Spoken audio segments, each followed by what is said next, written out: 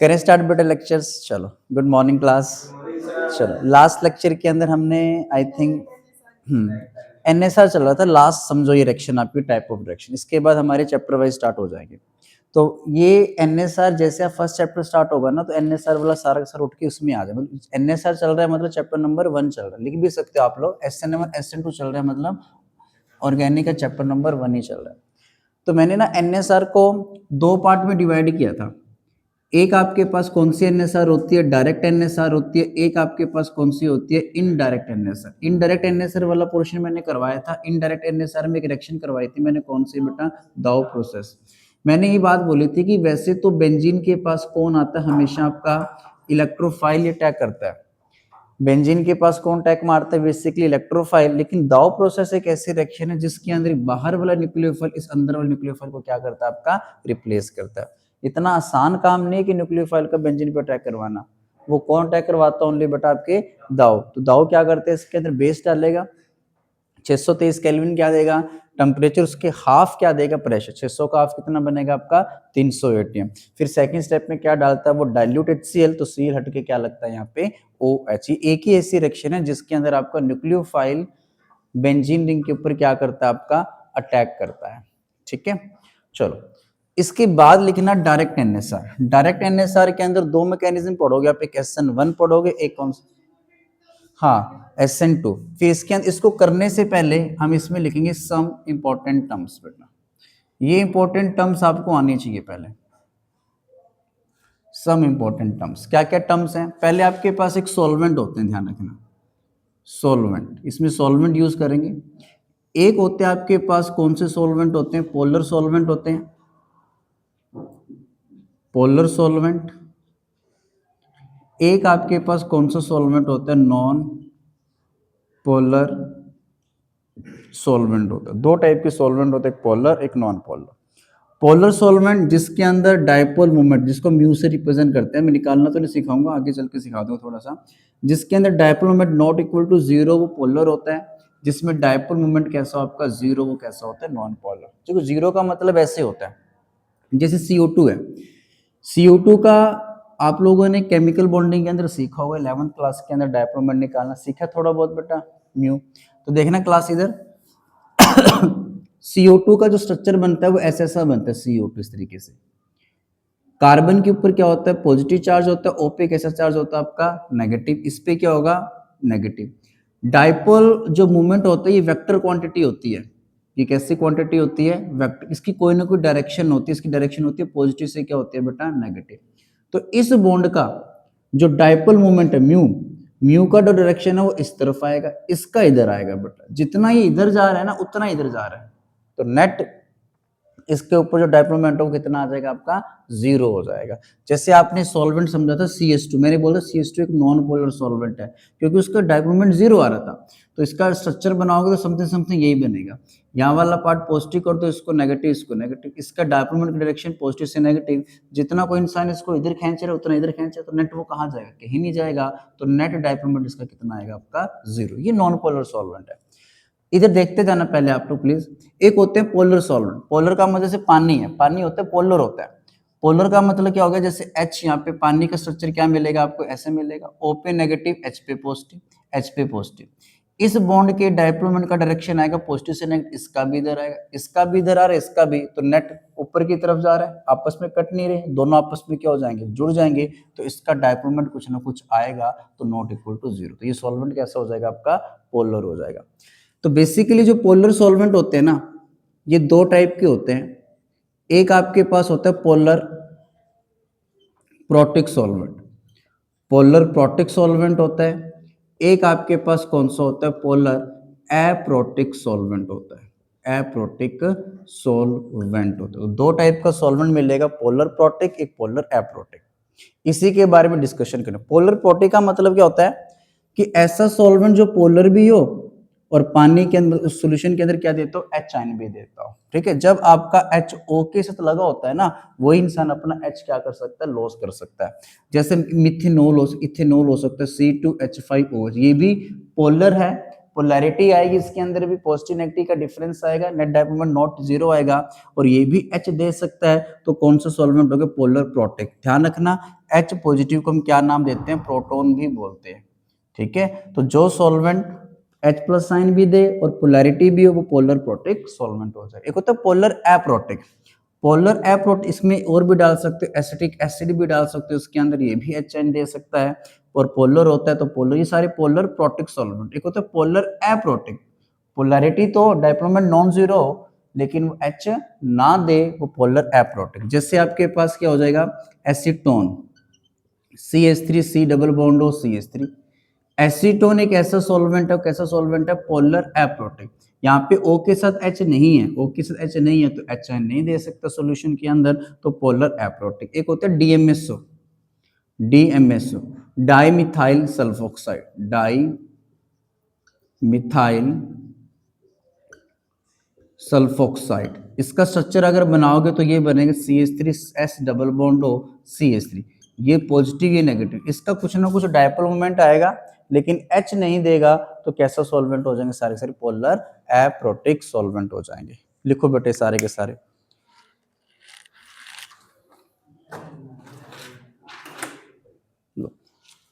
तो सॉल्वेंट दो टाइप के होते हैं, एक पोलर प्रोटिक, एक पोलर अप्रोटिक। SN1 SN2 में इन्हीं की जरूरत पड़ेगी आपको, लिखना क्लास एक बार फटाफट। जिसका डायपोल मोमेंट जीरो हो वो नॉन पोलर होगी, वो तो अलग ही कैटेगरी में चलेगी। जिसका डायपोल मोमेंट नॉन जीरो आएगा वो पोलर सॉल्वेंट हो जाएंगे। पोलर फिर दो, polar protic, polar aprotic solvent.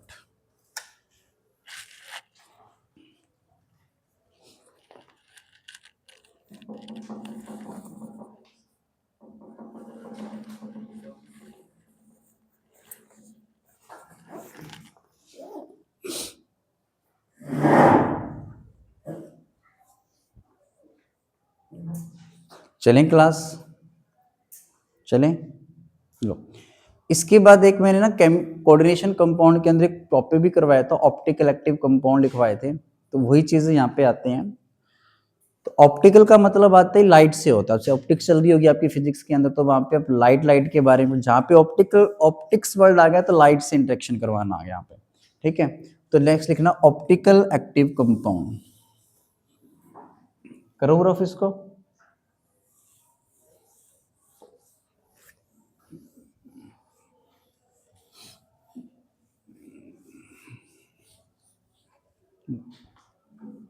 इसके बाद लिखना क्लास छोटा सा पॉइंट टॉपिक, ऑप्टिकल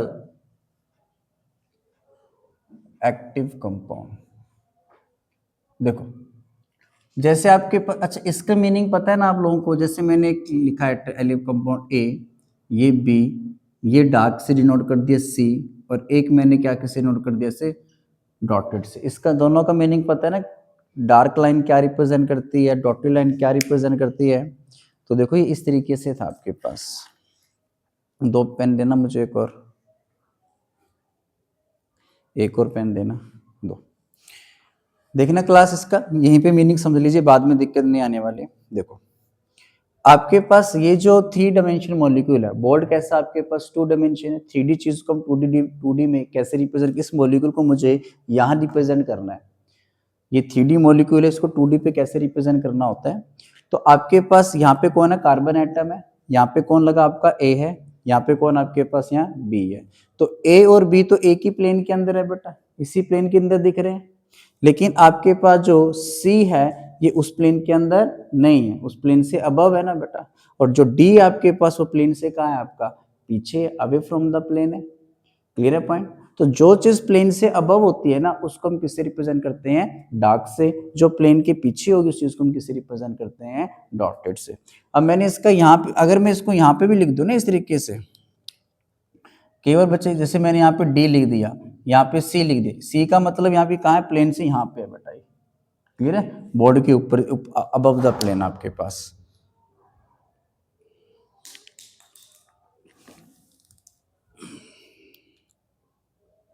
बना सकते हो इस तरीके से, ये कौन आपका A, ये B, ये कौन आपके पास यहाँ पे सी है, पीछे कौन आपके पास यहाँ पे डी है। जो प्लेन से पीछे होगा उसको हम किससे नोट करते हैं, डॉटेड लाइन से। जो प्लेन से आगे होगा उसको हम किससे रिप्रेजेंट करते हैं, डार्क लाइन से। ठीक है, सी आपका ये वाला जो सी है वो यहाँ लगा हुआ आपका, ये जो डी है वो बोर्ड के कहाँ है, पिछली वाली साइड में। इमेज बन सकती है इस चीज की। किस किस के पेन थे ये वाला, ये आप लोगों के पेन थे आई थिंक, ये पेन आई थिंक आपका पेन है चलो ये अब आपने क्या करना है, आपके पास एक वर्ड आता है ऑप्टिकल एक्टिव कंपाउंड। चलो इसकी डेफिनेशन लिखो सबसे पहले आप लोग। ऑप्टिकल एक्टिव कंपाउंड की क्या डेफिनेशन होती है, लिखो। Those compound which rotate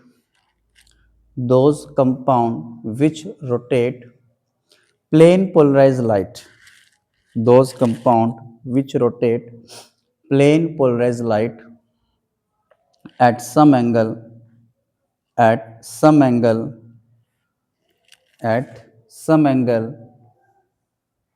those compound which rotate plane polarized light at some angle are known as optical active compound, are known as optical active compound, are known as optical active compound।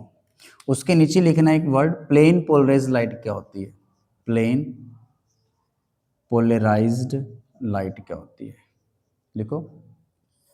PPL, इसको short form में PPL बोल देते हैं। ठीक है, plane polarized light या PPL. देखो that light, plane polarized light क्या होती है, देखो that light which vibrate only in one plane, that light which vibrate only in one plane, that light which vibrate only in one plane is known as plane polarized light, that light which vibrate only in one plane is known as plane polarized light। पढ़ा होगा आप लोगों ने physics के अंदर plane polarised पढ़ लिया आप लोगों ने क्या, ये अनपोलराइज्ड लाइट, पोलराइज्ड लाइट पढ़ लिया क्या? ऑप्टिक्स नहीं चल रही क्या अब आपके, रे ऑप्टिक्स। क्या कौन कौन से ऑप्टिक्स होते हैं, रे और अच्छा अब मुझे नहीं पता किसमें है वैसे, तो है ऑप्टिक्स के अंदर इतना पता है। अब देखना क्लास, जैसे आपके पास ये बल्ब है बेटा, यहाँ पे लट्टू है, लट्टू से जब लाइट आती है वो हर डायरेक्शन के अंदर जा रही है उसकी रेडिएशंस बेटा। ठीक है, वो कैसी लाइट है, वो अनपोलराइज्ड लाइट है। जैसे आपके पास एक सोर्स है, ये जो सोर्स है, सोर्स से क्या जा रही है आपके पास, लाइट जा रही है। ये जो लाइट जा रही है ना, ये कैसी लाइट है आपके पास, अनपोलराइज्ड लाइट है। अनपोलराइज्ड लाइट का मतलब होता है जो लाइट हर डायरेक्शन के अंदर मूव करे। इस अनपोलराइज को पोलराइज में कन्वर्ट करने के लिए हम इसके आगे क्या लगाते हैं, आपका निकोल प्रिज्म लगाते हैं। कौन सा प्रिज्म होता है, निकोल। इसकी खास बात होती है अनपोलराइज को ये क्या करता है, यहाँ पे पोलराइज में कन्वर्ट कर देता है। ये जो लाइट जा रही है ये एक ही प्लेन के अंदर वाइब्रेट कर रही है। जो लाइट एक ही प्लेन में वाइब्रेट करेगी वो कैसी लाइट हो जाएगी, आपकी प्लेन पोलराइज्ड लाइट हो जाएगी। फिर इस लाइट को हम एक पोलैरीमीटर ट्यूब में से पास करते हैं। एक ट्यूब है, ये जो ट्यूब होती है इस ट्यूब को हम क्या बोलते हैं, आपका पोलैरीमीटर ट्यूब का नाम देते हैं। इस ट्यूब के अंदर हमने इस कंपाउंड को रखा हुआ, जैसे ये कंपाउंड है। अब मुझे इस कंपाउंड के बारे में बताना है कि जो कंपाउंड ऑप्टिकल एक्टिव है या नहीं है। ऑप्टिकल वर्ड आते ही मतलब इस कंपाउंड की इंटरेक्शन मैंने किसके संग करवानी है, लाइट से करवानी है। तो कैसे करवानी, इसका मैंने पाउडर बनाया, पाउडर बना के पानी में घोल के इसके अंदर रख दिया बेटा। ये कंपाउंड अब कहाँ है, यहाँ नहीं है, कहाँ है, इस ट्यूब के अंदर है। तो इस ट्यूब के अंदर ये कंपाउंड, तो जैसे ही इसमें से मैं लाइट पास करूंगा, अगर ये कंपाउंड इस लाइट को, ये वाला जो कंपाउंड है इस लाइट को किसी एंगल पे क्या कर देता है बेटा, ये रोटेट कर देगा ना, तब मैं बोलूँ एक कंपाउंड कैसा होगा, आपका ऑप्टिकल एक्टिव होगा। मतलब ऐसे कंपाउंड, जो कंपाउंड प्लेन पोलराइज्ड लाइट को किसी एंगल पे क्या कर दे, रोटेट कर दे, तब हम बोलते हैं वो कंपाउंड कैसा होगा, आपका ऑप्टिकल एक्टिव कंपाउंड हो जाएगा। क्लियर है पॉइंट, प्रिंस पता चला मैं क्या समझाना चाह रहा हूँ। हमने इस कंपाउंड की लाइट से इंटरेक्शन करवाई, लाइट की इंटरेक्शन होते ही इस कंपाउंड ने इस लाइट को किसी एंगल पे रोटेट कर दिया, तो हाँ ये कैसा कंपाउंड है, आपका ऑप्टिकल एक्टिव कंपाउंड है। ठीक है, बाकी आपसे ये नहीं पूछा जाएगा कौन सा कंपाउंड ऑप्टिकल एक्टिव है, इनएक्टिव है। अगर ये कंपाउंड लाइट को राइट में रोटेट करता है तो उसको हम कौन सा रोटेशन बोलते हैं, डेक्स्ट्रो रोटेशन बोलते हैं, डेक्स्ट्रो रोटेशन। अगर ये, जिसको डी से नोट कर देते हैं, अगर ये कंपाउंड लाइट को लेफ्ट में रोटेट करता है उसको बोलते हैं levo rotatory, levo rotatory rotation, ठीक है, जिसको हम एल से डिनोट करते हैं, लीवो रोटेटरी और डेक्स्ट्रो रोटेशन बोल देते हैं। डेक्स्ट्रो रोटेटरी बोल दो या डेक्स्ट्रो रोटेशन बोल दो, लीवो रोटेटरी या लीवो रोटेशन बोल दो, ठीक है। अब इसी से जुड़ता हुआ एक वर्ड आता है एनेंशियोमर्स, इनेंशियोमर,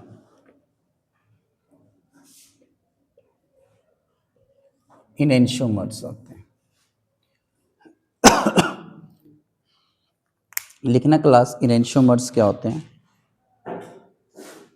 लिखो, पहले डेफिनेशन लिख लो फिर समझा देता हूं आपको मैं। इनेंशियोमर्स क्या, लिखो, दोज कंपाउंड, ये लिख लिया सभी नीचे वाली लाइनें, लो इनेंशियोमर्स लिखना, दोज कंपाउंड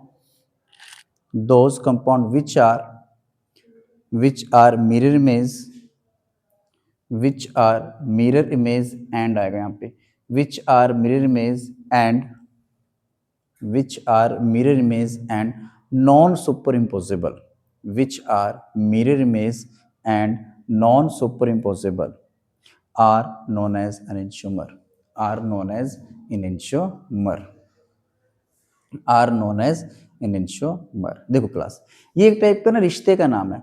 जैसे हम बोलते हैं ना एक ही पेरेंट्स के दो बच्चे हैं तो उनमें रिश्ता क्या होगा बेटा, भाई बहन या भाई भाई का रिश्ता हो सकता है, लड़के हैं तो भाई भाई का हो जाएगा, गर्ल्स बॉय है तो भाई बहन का हो जाएगा।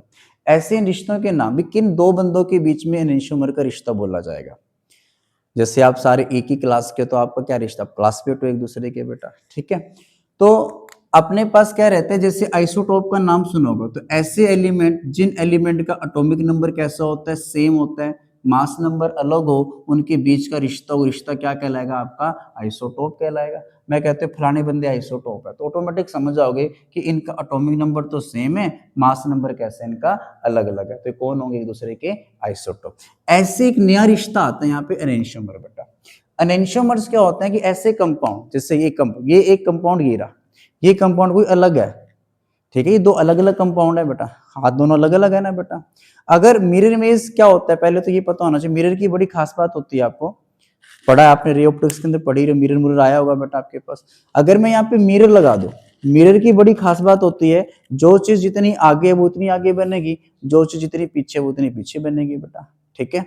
तो एक कंपाउंड ये रहा, एक कंपाउंड ये रहा, अलग अलग दो कंपाउंड, इनमें क्या खास बात है दोनों के अंदर देखना क्लास, अगर इनके बीच में शीशा लगा दूंगा तो ये वाला कंपाउंड एग्जैक्टली ये मिरर इमेज बनेगी इस कंपाउंड के एग्जैक्टली बेटा, मतलब देखने में लग रहा है दोनों कंपाउंड एक दूसरे के क्या है, मिरर इमेज है, क्लियर है। इस कंपाउंड को उठा के इसके ऊपर रखता हूं, क्या इस कंपाउंड ने इस कंपाउंड को क्या पूरा ढक लिया बेटा, इस तरीके से नहीं ढक पाए तो इसको बोलते हैं नॉन सुपर इम्पोजिबल। इम्पोजिबल का मतलब होता है पूरा ऐसे ढक लेना बेटा, क्लियर है, ये इम्पोजिबल है। नॉन सुपर इम्पोजिबल का मतलब अच्छे से ढकना ना बेटा, क्लियर है। तो देखो अब इन दोनों में रिश्ता बताना है, आप बताना कि क्या दोनों कंपाउंड में एनेंशियोमर का रिश्ता है या नहीं है। ऐसे कंपाउंड जो कंपाउंड एक दूसरे के क्या हो, मिरर इमेज हो, तो हाँ एक दूसरे के मिरर इमेज लग रहे हैं, अगर शीशा रखूंगा इनके बीच में तो एग्जैक्टली इंसान ये मिरर इमेज बना रहे हैं इसकी, और इन दोनों इसको उठा के इसके ऊपर रख, तो क्या इस कंपाउंड ने इस कंपाउंड को क्या पूरा ढक लिया बेटा, यहाँ पे नहीं। तो ऐसे कंपाउंड जो मिरर इमेज हो और नॉन सुपर इम्पोजिबल हो, उनके बीच का रिश्ता क्या कहलाएगा आपका, एनेंशियोमर का रिश्ता कहलाएगा, क्लियर पॉइंट, ठीक है। तो जैसे एग्जाम्पल के तौर पर अगर आपको एग्जाम्पल दें आपको, जैसे यहाँ पे सी, ये ए है, ये बी है,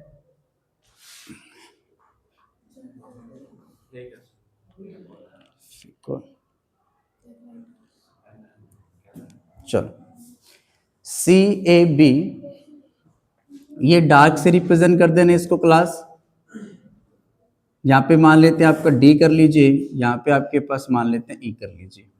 तो मिरर लगाता हूं मैं इसके आगे, प्लीज इधर ध्यान से देखना इसके आगे। तो मिरर की बड़ी खास, जो चीज जितनी आगे वो उतनी आगे बनेगी।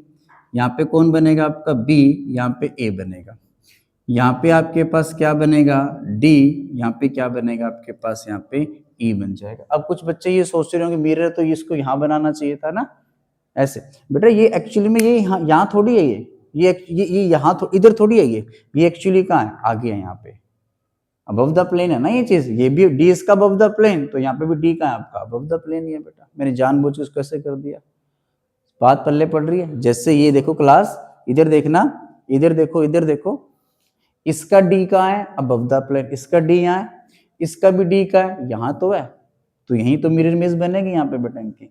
नहीं समझे पॉइंट को, इसका डी कहाँ है अबव द प्लेन, इसका डी कहाँ है ये अबव द प्लेन है।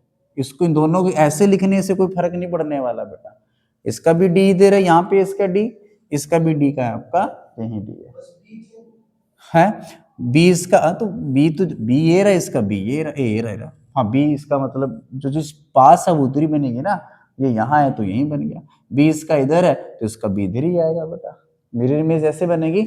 ये दोनों कंपाउंड, ये अलग कंपाउंड है, ये ए कंपाउंड लगा लेते हैं, एक ये बी कंपाउंड है, अलग अलग कोई कंपाउंड है ये।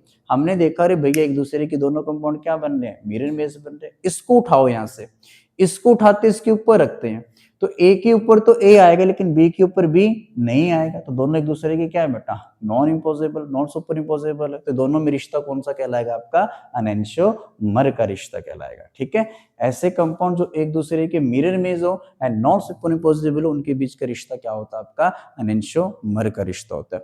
अब अनएंशियोमर के अंदर डिफरेंस क्या रहता है, इनकी एक प्रॉपर्टी अलग होती है, कौन सी प्रॉपर्टी, ऑप्टिकल प्रॉपर्टी बेटा, ध्यान रखना। एनेंशियोमर वाले जो कंपाउंड होते हैं इनकी ऑप्टिकल रोटेशन की प्रॉपर्टी अलग होती है। प्लीज देखना क्लास, इधर देखो, अगर आप इस कंपाउंड को लिखना बाद में क्लास प्लीज, अगर आप इस कंपाउंड को पोलैरिमीटर ट्यूब के अंदर रखते हो, इस कंपाउंड को पोलैरिमीटर ट्यूब में रखोगे, अगर ये कंपाउंड लाइट को राइट साइड में रोटेट करेगा ना ये वाला कंपाउंड, तो इसका मिरर इमेज वाला जो कंपाउंड होगा वो लाइट को 100% कहां रोटेट करेगा, लेफ्ट में रोटेट करेगा। तो इन दोनों एनेंशियोमर के अंदर कौन सी प्रॉपर्टी डिफरेंस होती है, इनकी ऑप्टिकल प्रॉपर्टी डिफरेंस होती है, ऑप्टिकल रोटेशन वाली प्रॉपर्टी डिफर होगी। अगर ये वाला लाइट को राइट में रोटेट करेगा तो ये वाला कंपाउंड लाइट को कहां रोटेट करेगा, आपका लेफ्ट में रोटेट करेगा। समझ गए पॉइंट, ये वाले ये पॉइंट ध्यान में रखना। तो इसको उसके नीचे एग्जांपल लिखो, फिर लास्ट दो टर्म रहती है इसके अंदर, एक टर्म आएगी यहाँ पे रेसमिक मिक्सचर आएगा इसके अंदर। रेसमिक मिक्सचर क्या होता है, लो नेक्स्ट प्रॉपर्टी डालना, रेसमिक मिक्सचर लिखो, किसको बोलते हो रेसमिक मिक्सचर, ये लिख लिया एग्जांपल वगैरह आपने, प्लीज ये एग्जांपल लिख लेना। एनेंशियोमर के अंदर बड़ी खास बात होती है, जो बंदे आपस में एनेंशियोमर बनते हैं उनके अंदर ऑप्टिकल प्रॉपर्टी डिफर होती है। अगर एक कंपाउंड लाइट को राइट में रोटेट करेगा तो दूसरा कंपाउंड लाइट को 101% लेफ्ट में रोटेट करेगा। तो देखो इसके बाद एक आता है किस कौन से मिक्सचर को रेसिमिक मिक्सचर का मतलब होता है दो चीजों को आपस में क्या करना, अपन मिक्सअप करना है, तभी तो रेसिमिक मिक्सचर बनेगा ना बेटा, मतलब मिक्सचर बनेगा तभी तो। आपने क्या किया, ये दो कंपाउंड आपके पास अलग अलग, एक कंपाउंड एक बिक्कर में ये है, एक बिक्कर में आपके पास ये वाला है, दोनों आपस में एनेंशियोमर है नहीं है बेटा आपस में, क्लियर है। आप इन दोनों को आपस में मिक्स कर रहे हो, आप इस बिक्कर में से थोड़ा सा आपने होल के इसमें डालना स्टार्ट किया, इसको यहां से होल इसमें डालना स्टार्ट किया। आपने क्या किया 60% तो ये डाल दिया बेटा इसके अंदर ए वाला, 40% आपने ये डाल दिया, क्लियर है। अब इसमें से लाइट पास कर रहे हैं आप, क्या वो लाइट किसी एंगल पे रोटेट होगी या नहीं होगी बेटा, मान लेते हैं ये वाला कंपाउंड लाइट को राइट में रोटेट करता था, ये कंपाउंड लाइट को लेफ्ट में रोटेट करता है, लेकिन इन दोनों में से 60% मैंने ये डाल दिया, 40% मैंने ये डाल दिया, तो लाइट मेरी राइट में जाएगी लेफ्ट में जाएगी बेटा, राइट में जाएगी ना बेटा। इसका जो 40 होगा इसका 40 आपस में कैंसिल हो जाएगा, इसका जो 20 होगा वो उसको लाइट को राइट में रोटेट करेगा। लेकिन हमने क्या किया इस बार 50% मैंने ये डाल दिया इधर से और 50% ये डाल दिया, इक्वल अमाउंट ऑफ एनेंशियोमर डाल दिया मैंने इसमें क्या 50% ये एनेंशियोमर है, 50% ये वाला एनेंशियोमर है इसका, तो इक्वल अमाउंट ऑफ एनेंशियोमर है दोनों की। तो मुझे बताओ नेट लाइट का रोटेशन कहाँ होगा बेटा, कहीं नहीं होगा बेटा, कि लाइट को रोटेट ही नहीं कर पाएगा। जो कंपाउंड लाइट को रोटेट ना कर पाए वो ऑप्टिकली कैसे होते हैं, इनएक्टिव होते हैं। तो पहले रेसिमिक मिक्सचर क्या होता है, ऐसा मिक्सचर जिस मिक्सचर के अंदर इक्वल अमाउंट ऑफ क्या डाल देते हो, एनेंशियोमर डालते हो ना बेटा, उस मिक्सचर को हम किसका नाम देते हैं, रेसिमिक मिक्सचर का नाम। और रेसिमिक मिक्सचर क्या होता है, ऑप्टिकली एक्टिव होता है, इनएक्टिव होता है। रेसिमिक मिक्सचर बेटा आपका ऑप्टिकली इनएक्टिव होगा। तो लिखना रेसिमिक मिक्सचर की डेफिनेशन लिखना, लिखो that mixture which contain equal amount of enantiomer, that mixture which contain equal amount of enantiomer is known as racemic mixture. Equal amount of enantiomer is known as racemic mixture, is known as racemic mixture. Note डाल के लिखना भी इसमें, note डालना है इसमें. The racemic mixture is optically inactive. The racemic mixture is a optically inactive. Racemic mixture is a optically inactive. Optically inactive. Done है class? ठीक है. इसके बाद नेक्स्ट टर्म लिखना कायरल कार्बन क्या होता है. छोटी छोटी टर्म्स हैं ये सारी की सारी. लो, नेक्स्ट टर्म लिखना कायरल कार्बन. Chiral carbon. तो कायरल कार्बन क्या होता है देखो, पहले मैं बता देता हूं. देखना क्लास, कौन से कार्बन को आप कायरल कार्बन बोलते हो? ऐसा कार्बन जिस कार्बन से ना चारों के चारों जो ग्रुप हों, चारों के चारों जो ग्रुप हों वो कैसे लगे हों बेटा, डिफरेंट लगे हों, उस कार्बन को हम किसका नाम देते हैं? Chiral carbon. जिस कार्बन से चारों के चारों एटम या कोई भी ग्रुप हो सकता है, कोई मॉलिक्यूल हो सकता है, एटम हो सकते हैं, वो सारे के सारे कैसे लगे हों, डिफर लगे हों, उस कार्बन को मैं किसका नाम देता हूँ? Chiral carbon. जैसे इस कार्बन को क्या मैं कायरल कार्बन बोल सकता हूँ? जिसके साथ दो ग्रुप, दो एटम सेम आगे बेटा, तो ऐसे कार्बन को हम बोलते हैं अकायरल कार्बन बोल दिया जाता है. ठीक है. इन चलो पहले डेफिनेशन लिखना, फिर मुझे बताने इसके अंदर लिखो. डेफिनेशन के अंदर लिखना आप इस इंग्लिश में, दैट कार्बन विच हैव, लिखो कायरल कार्बन के डेफिनेशन लिखना आप छोटे से. That carbon which have all group are differ. That carbon which have all group are differ around carbon atom. That carbon which have all group are differ around carbon atom, known as chiral carbon, known as chiral carbon. ठीक है. Example के तौर पे पहले ये लिख लीजिए दोनों के दोनों एग्जाम्पल. ये कार्बन कैसा आपका? कायरल है. ये कार्बन आपके पास कैसा हो जाएगा? अकायरल हो जाएगा. ठीक है. दो ग्रुप सेम आ गए, दो एटम सेम आ गए. इसके अंदर बताना कि क्या ये कार्बन कायरल है या नहीं, जिसपे मैं स्टार लगा के पूछूं आपसे. OH, ये H. इसके इस कार्बन के बारे में बताओ, कार्बन कायरल है या अकायरल है? अभिषेक कायरल है या अकायरल है बेटा? कायरल है. श्योर. देखो इस कार्बन के साथ ये कौन सा ग्रुप लगा हुआ है तेरा? OH लगा हुआ लगा. एक सेकेंड कोई बात. इस कार्बन के दूसरा एटम कौन सा लगा हुआ आपके पास? H लगा हुआ है. इस कार्बन के साथ एक ये ग्रुप लगा हुआ है, दो कार्बन वाले, इथाइल लगा हुआ है. इधर ये लगा हुआ है ना यहाँ पे बेटा, ये बॉन्ड यहाँ बना हुआ बॉन्ड यहाँ पे बड़ा. और इस इधर भी कौन लगा हुआ है तेरा? इथाइल लगा हुआ है. समझ गए पॉइंट बेटा? तो बता इस कार्बन के साथ दो ग्रुप सेम लगे हैं तो कार्बन कायरल होगा अकायरल होगा? क्या होगा फिर? वो अकायरल हो जाएगा. क्या हो जाएगा? अकायरल. पता लगा? अच्छा इस कार्बन के बारे में तेरा क्या ख्याल? अगर इस कार्बन के बारे में पूछूं, ये कार्बन कायरल है अकायरल है बेटा? ये वाला कार्बन कायरल है? नहीं है. कैसे नहीं दिख रहा तेरे को? करीना नहीं दिख पा रही सही ढंग से? देख चल दिखाते हैं तेरे को. सारा दिन ही करते रहते. तेरे को भी जरूरी है बेटा. दिखाएं? कोई बात नहीं. तो इधर अपने ऊपर ध्यान दे. तेरे को मार रहा हूं मैं, तेरे को मार रहा हूं. इधर देखिए, ये कार्बन है बेटा तेरे पास. ये कार्बन पे स्टार लगा. इस कार्बन के बाद इस कार्बन के साथ एक तो आपके पास कौन सा ग्रुप लगा हुआ? मिथिल लगा हुआ बेटा. CH3 ग्रुप लगा हुआ है यहाँ पे. इस कार्बन के दूसरा ये पूरा का पूरा ग्रुप आ जाएगा ये वाला. तीसरा एटम कौन सा इसके साथ बेटा? यहाँ पे H है, एक H और है बेटा, दो H है इस कार्बन के. इस कार्बन ने 2 ही बॉन्ड बना रखे हैं, 2 किसके संग बना रखे होंगे, H के संग, तो 2 एटम इसके साथ कैसे आ गए आपके, सेम आ गए, तो ये भी कार्बन कैसा हो जाएगा आपका, अकायरल हो जाएगा। समझ गए? इसके बारे में तेरा क्या ख्याल है प्रिंस? चल तेरा ख्याल बता दे बेटा इसके बारे में, इसके बारे में, इस करीना के बारे में तेरा क्या ख्याल है, कायरल है अकायरल है? अभिषेक क्या है बेटा? सही कह रहा है वो, क्या है ये? अरे तुम्हें कार्बन के एटम ग्रुप नहीं काउंट, डर, अरे आराम से बता दो, फियरलेस होके बताओ, डर क्यों रहे हो आप? अकायरल है पूरा, बिना डरे बता रहे, डर के बता रहे भी?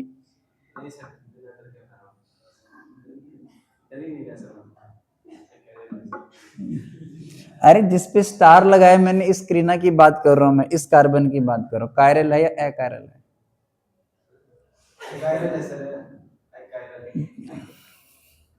अच्छा, इस कार्बन के कौन कौन से ग्रुप लगी बता दे मुझे, कौन कौन से ग्रुप इस कार्बन के साथ? कार्बन के 4 बॉन्ड होते हैं ना, एक तो OH हो गया, एक H हो, दोनों अलग अलग है ये तो, तीसरा कौन सा लगा हुआ है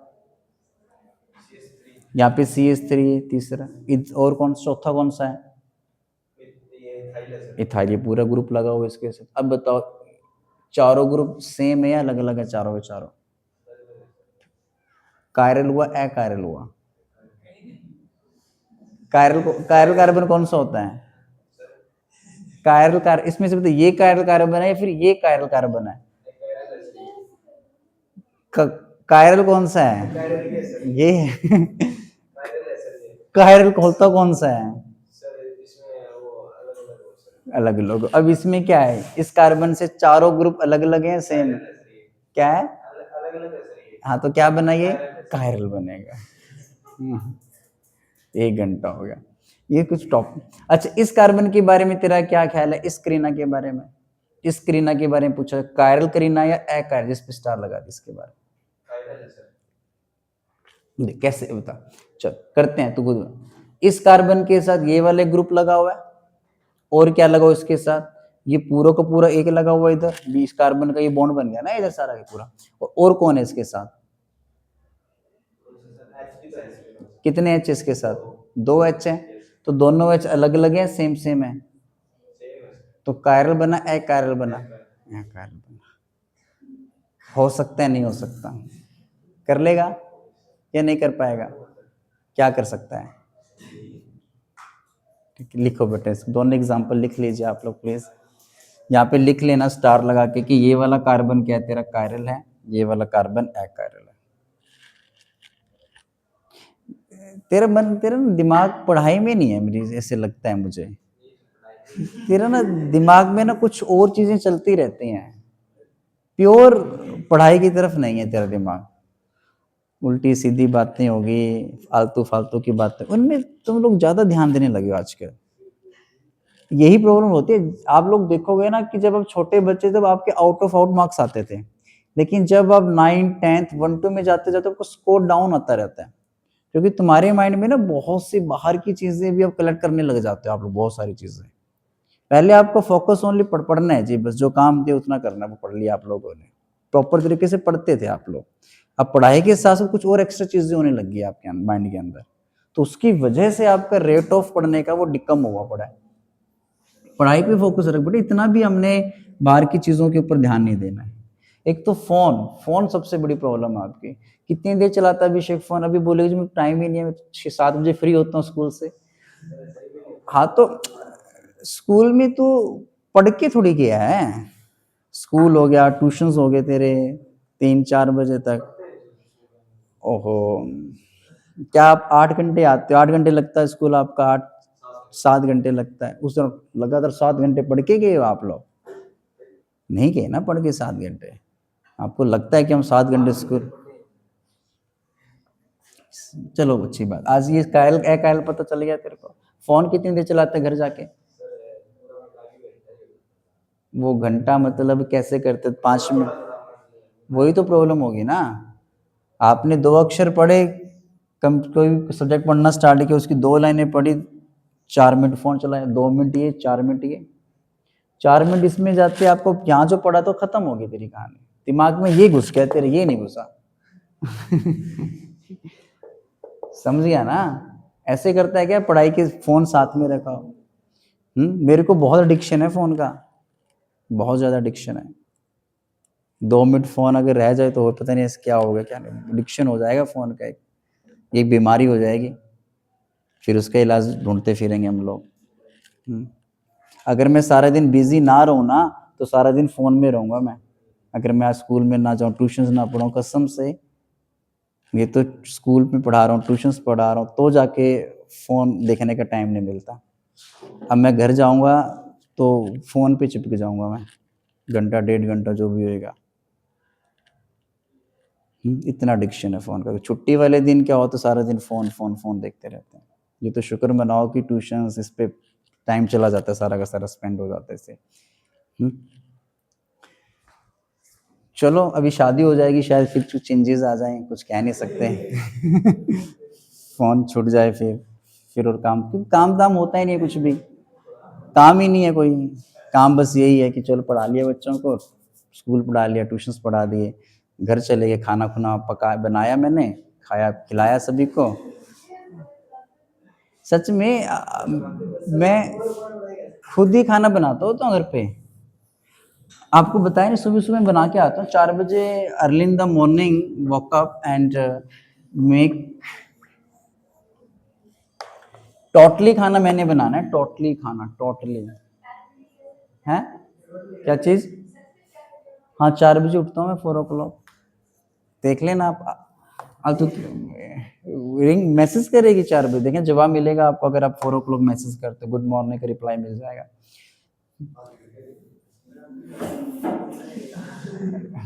चलो इसी बहाने उठ, तो चलो देखते हैं कौन 4 o'clock आप लोग रिप्लाई करते हो। ग्रुप के अंदर मैसेज करना 12th साइंस वाले में, good morning to all of you, ठीक है? 4 बजे उठ गए, फिर है, फिर सोना नहीं है आपने वापस। मैं सो जल्दी जाता हूँ, मतलब 9:30 10 सो जाते हैं, मतलब आराम से। 7 बजे फ्री होता हूँ मैं ट्यूशन से, 7 बजे फ्री होता हूँ, 7 बजे फ्री होता हूँ। हाँ, और फटाफट 10 मिनट में सब्जी बन जाती है, और 10 मिनट में चपाती बना देता हूँ, 20 मिनट के अंदर खा पी के फारिग होके सबको सुला देता हूँ। दूध गर्म कर दिया, दूध पिला के सभी को सुलाओ, फिर अपना सो गए, फिर सुबह 4 बजे उठे, फिर वही काम, सेम रूटीन। दोपहर को अर्ली इन द मॉर्निंग की सब्जी बना देता हूँ ना, फिर वही मॉर्निंग में, वही इवनिंग, वही दोपहर को, शाम को एक नई सब्जी बन जाएगी। शादी के बाद देखते हैं क्या रहता है,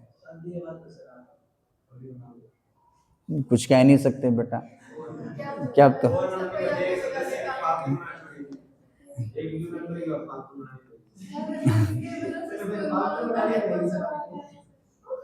क्या कह रही है? अच्छा, पोछा पोछा नहीं मारता मैं।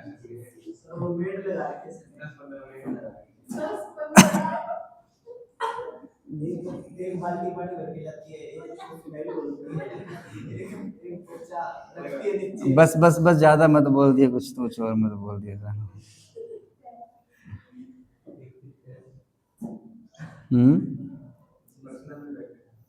पर्सनल पर्सनल क्या होती है?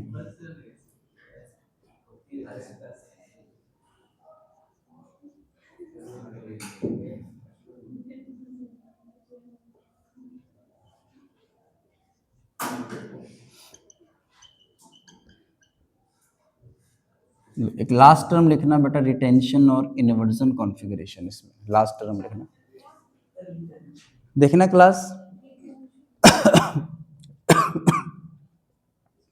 रिटेंशन और इन्वर्जन कॉन्फ़िगरेशन।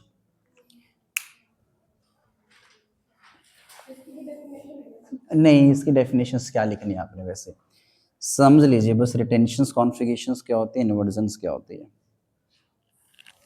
इसी में टाइम चला गया आज। तुम्हारा स्पीड स्लो है, वहां पे फटाफट चला जाता है। इसमें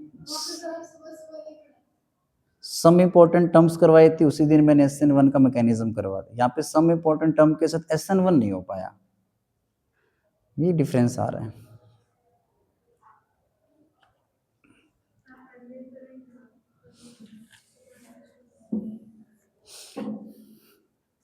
लेक्चर नंबर ये चला गया आज का 25 चला गया।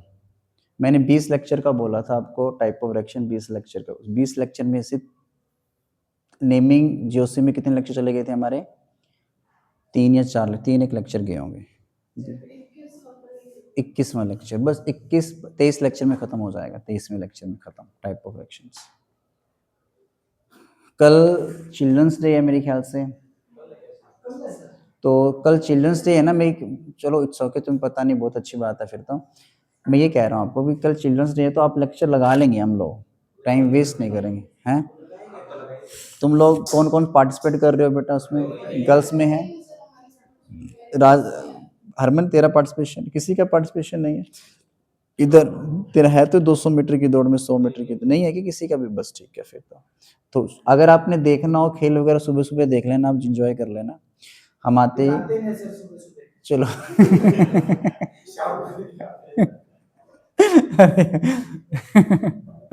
अरे भाई बैठ ही जाना तुम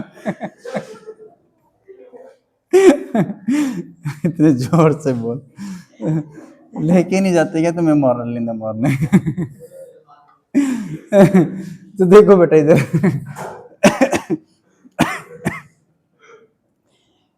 चलो अच्छी बात है।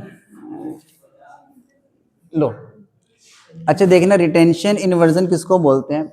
आपके पास NSR चल रहा है। NSR में क्या होता है कि जब आपका अंदर वाला न्यूक्लियोफाइल को देखना क्लास, ये आपके पास अंदर वाला न्यूक्लियोफाइल है, ये आपके पास कौन सा न्यूक्लियोफाइल है? बाहर वाला। जब अंदर वाला न्यूक्लियोफाइल, जो बाहर वाला न्यूक्लियोफाइल इस अंदर वाले को रिप्लेस कर देता है, उसको हम क्या नाम देते हैं? NSR। अगर आपके पास जो बाहर वाला न्यूक्लियोफाइल है, ये अंदर वाला न्यूक्लियोफाइल है, अगर बाहर वाला न्यूक्लियोफाइल उसी जगह पे लग जाता है जहां पे कौन आपका अंदर वाला न्यूक्लियोफाइल हो, इसी जगह लगा है ना बेटा, इस डायरेक्शन के अंदर था अंदर वाला न्यूक्लियोफाइल, और बाहर वाला न्यूक्लियोफाइल इसको हटा के इसी जगह पे लग जाता है, तो उस कॉन्फ़िगरेशन को हम क्या नाम देते हैं? रिटेंशन कॉन्फ़िगरेशन देते हैं। अगर आपका बाहर वाला न्यूक्लियोफाइल अंदर वाले न्यूक्लियोफाइल के जस्ट अपोजिट साइड में लग जाता है ना, तो उस कॉन्फ़िगरेशन को हम क्या नाम देते हैं? इन्वर्जन कॉन्फ़िगरेशन बोलते हैं। पता लग गया बेटा रिटेंशन इन्वर्जन का? कविता सिंपल सी बातें हैं, अंदर वाले न्यूक्लियोफाइल के जस्ट अपोजिट साइड में बाहर वाला लग जाता है, तो कौन सा कॉन्फ़िगरेशन बनेगा आपका? इन्वर्जन बनेगा। वहीं लग जाए बाहर वाला तो कौन सा कॉन्फ़िगरेशन बोलते हैं? उसको रिटेंशन। तो ये सारी की सारी सम इंपॉर्टेंट टर्म्स थी बेटा, ये पता होनी चाहिए। अब करते हैं बेटा लिखना न्यूक्लियोफिलिक सब्स्टिट्यूशन रिएक्शन के मैकेनिज्म। बेटा लो रफ कर दो इसको। SN1 देखता हूँ करवा के, चलो SN1 तो करवा ही देता हूँ आपको मैं। तो लिखना बेटा न्यूक्लियोफिलिक, अब करते हैं न्यूक्लियोफिलिक सब्स्टिट्यूशन रिएक्शंस। इसकी 2 मैकेनिज्म होते हैं NSR के। किसी भी कोई रिएक्शन अगर NSR से जा रही है तो उसको 2 मेथड हो सकते हैं उसके। एक होता है SN1 मैकेनिज्म होता है, एक होता है SN2 होता है। SN1 का मतलब होता है यूनिमोलिक्यूलर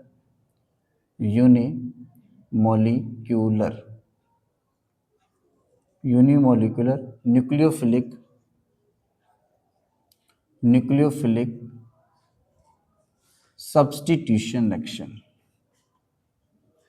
और एक होती है आपके पास बाई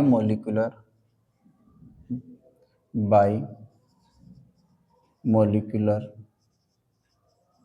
न्यूक्लियोफिलिक सब्स्टिट्यूशन रिएक्शन। चलो इसको कल से स्टार्ट करते हैं, वो कशिश भी आ जाएगी। चलो इंपॉर्टेंट टॉपिक है, सबसे इंपॉर्टेंट टॉपिक है वाला, कल आ जाए कशिश। और क्या, चलो फिर कल स्टार्ट करते हैं इसको।